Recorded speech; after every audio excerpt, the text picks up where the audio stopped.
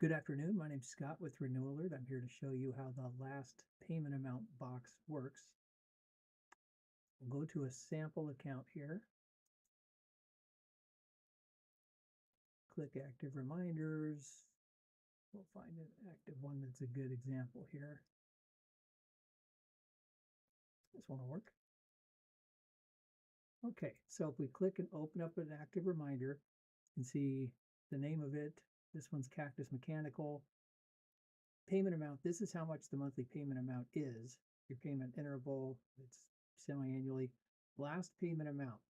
So this is the box that you can enter that in here, and then last payment date.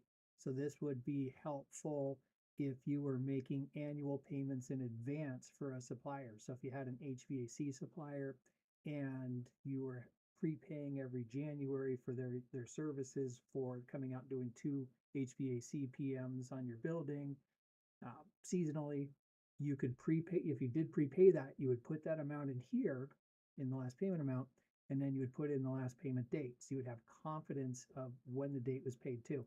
And then if the vendor did come back and invoice you, say 6 months later, and say, hey, you owe us $225 for that second PM, you could actually look back in here first and see, hey, I paid $550.